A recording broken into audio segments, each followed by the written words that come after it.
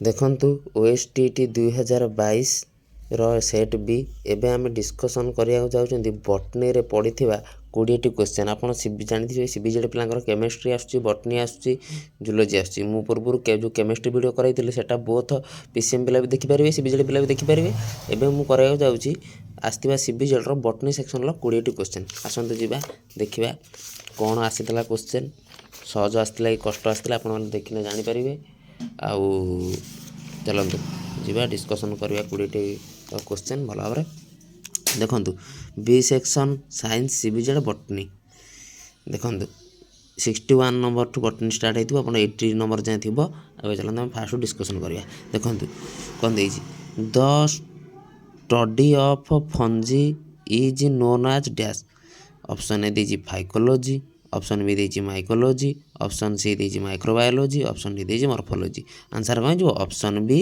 Mycology study of fungi is known as mycology तब देखो 62 the mode of sexual reproduction in spirogyra is dash isogamy anisogamy oogamy heterogamy answer कौन जीव option A आइसोगामी देखंतु एटा तो सब बहुत या भीतर बुझिया जिनस अच्छी बॉटनी रे आउ एबे तो एग्जाम आपनकर 19 तारिख सेति में आपनकर प्रीवियस ईयर क्वेश्चन करई दउची जे कि आपन क्वेश्चन गुडी सब देखि जाइतिले आपन को हेल्प हम आउ यही सैला पर क्लास सैला पर आपन तो ओएसटीडी पर आउर टीचिंग पोस्ट में जेटी एग्जाम हो कि हाई स्कूल पोस्टिंग हो जेकोसी भी एग्जाम आसो आपन तो पढ़िबे सेति मु आपन को बॉटनी रो फुल क्लास पूरा करैबी एही चैनल रे आपन मते देखिबे 63 नंबर देखंतु in forms the leaves are dash option A देला कोन simple and sessile option B देला compound and sessile option C देला simple and petiolate option D देला कोन कंपाउंड एंड पेटियोलेट आंसर कौन जो option B compound and sessile 64 देखो viruses were first discover by viruses को फास्ट किए discover करथिले ऑप्शन ए दिस कोन एविलियन हॉक ऑप्शन बी देछि कोन स्टैनले मिलर ऑप्शन डी कोन देछि डिमिट्री इवानोस्की ऑप्शन डी कोन देछि रॉबर्ट कोच के देले ऑप्शन सी के डिमिट्री इवानोस्की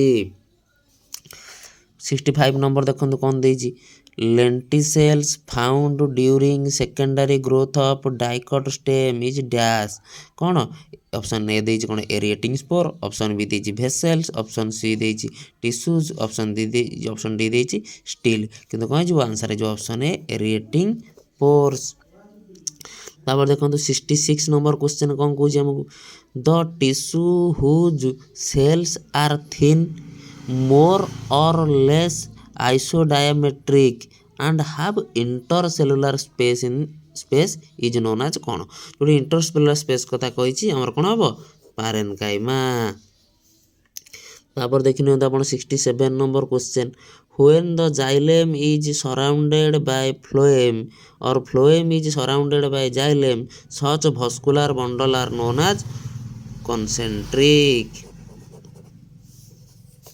तापर देखंतु ये आमर 68 नंबर फोटोसिंथेसिस रहा question PS double I system is concern with dash कौन photolysis water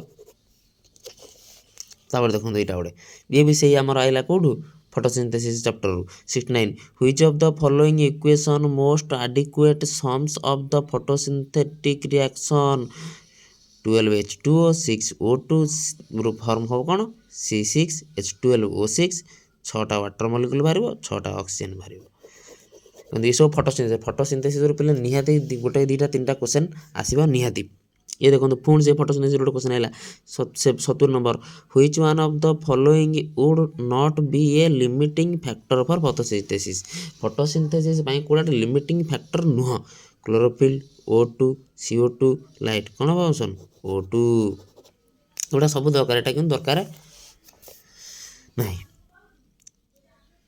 71 in double fertilization the male gamete and secondary nucleus give rise to dash कौन करती एंडोस्पर्म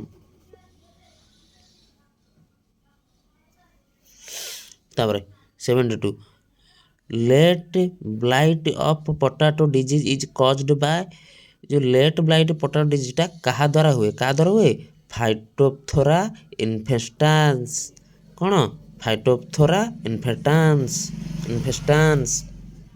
ଯିବା 73 what is the role of abscisic acid in transpiration. Abscisic ଏସିଡ୍ଟା ଟ୍ରାନ୍ସପିରେସନ୍ରେ କ'ଣ କରେ? ଇଟ୍ caused ଷ୍ଟୋମାଟାଲ opening କରେ, ଷ୍ଟୋମାଟାକୁ ଓପନ୍ କରେ। It cause closure of stomata, କି ଷ୍ଟୋମାଟାକୁ କ୍ଲୋଜ୍ କରେ। It promotes growth, it promotes seed germination. ଏଇଟା କ'ଣ କରେ? ଷ୍ଟୋମାଟାକୁ କ୍ଲୋଜ୍ କରେ abscisic acid. 74 the study of development of an organism from the egg to the adult stage is known as embryology. ଏକ କତରୁ ପୁରା ଆଡଲ୍ଟ ତିଆରି ହେବା କ'ଣ କୁହନ୍ତି? ଏମ୍ବ୍ରିଓଲୋଜି। ଏବେ ଯିବା 75 ନମ୍ବର କତିକି। ଦେଇଛି କ'ଣ? କ୍ରସିଂ ଓଭର ଆଣ୍ଡ ଲିଙ୍କେଜ୍ ଆର୍ ଆନ୍ ଏକ୍ସେପସନାଲ ଟୁ ମେଣ୍ଡେଲିଆନ୍ ଲ ଅଫ୍ କ'ଣ? ଅପସନ୍ ଦେଇଛି ପ୍ୟୁରିଟି ଅଫ୍ ଗ୍ୟାମେଟ୍, ଅପସନ୍ ବି ଦେଇଛି ଡୋମିନାନ୍ସ, ଅପସନ୍ ସି ଦେଇଛି ସେଗ୍ରିଗେସନ୍, ଅପସନ୍ ଡି ଦେଇଛି କ'ଣ? Independent assessment. କ'ଣ ହେଇଯିବ? ଅପସନ୍ ସି ହେଇଯିବ ସେଗ୍ରିଗେସନ୍। ତାପରେ ଯିବା ଆମେ 76 କତିକି। କ'ଣ ଦେଇଛି?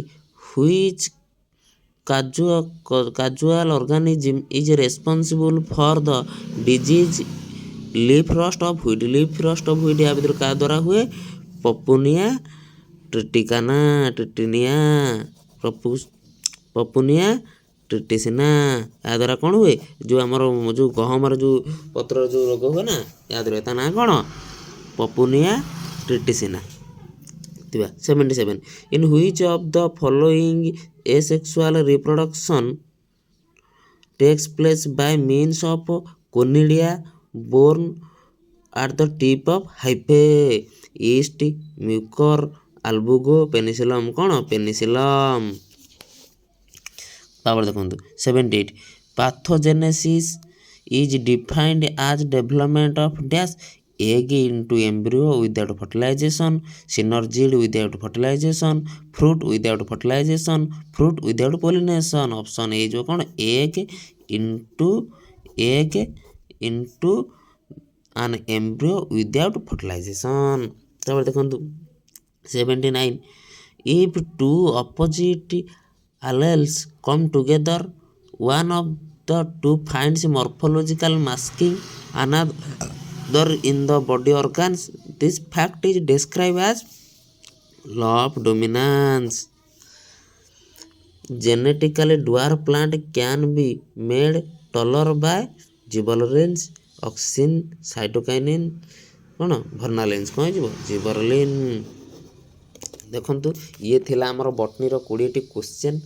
ଆଉ ଆପଣମାନେ ତ ବର୍ତ୍ତମାନ ପର ଏକ୍ଜାମ୍ ପାଖ ହେଇଗଲାଣି, ଆପଣମାନେ ତ ସବୁ ପଢ଼ିବେଣି। ଶୁଣନ୍ତୁ, ଆମର ଯେଉଁ ଜେର୍ନାଲ ସେକ୍ସନ୍ରେ ଯେଉଁ ପାର୍ଟଟି ରହୁଛି, ଆମର ଯେଉଁ ଓଡ଼ିଆ ଇଂଲିଶ ପେଡ଼ାଗୋଜି, ସେଗୁଡ଼ା ଟିକେ ଭଲସେ ଦେଖିଥାନ୍ତୁ। ସେଇଠୁ ଭଲସେ କରିବେ, ଏପଟରୁ ଯେତିକି ଆସିବ କରିବେ, ଦେଖିବେ ଆଉ କ'ଣ କରିବେ। ଆଉ ଦେଖନ୍ତୁ, ଯଦି ଆପଣଙ୍କ ଭିଡ଼ିଓଟି ଭଲ ଲାଗିଛି ତାହେଲେ ଆପଣ ସବସ୍କ୍ରାଇବ୍ କରନ୍ତୁ, ଲାଇକ୍ କରନ୍ତୁ ଆଉ ସେୟାର କରନ୍ତୁ। ଯେଉଁମାନେ ବି ଭିଡ଼ିଓ ଦେଖୁଛନ୍ତି ପ୍ଲିଜ୍ ସବସ୍କ୍ରାଇବ୍ କରିବାକୁ ଭୁଲିବେ ନାହିଁ। ରହିଲି, ଜୟ ଜଗନ୍ନାଥ। ପୁଣି ଦେଖା ହେବା ଆଉ ଏକ ଭିଡ଼ିଓରେ।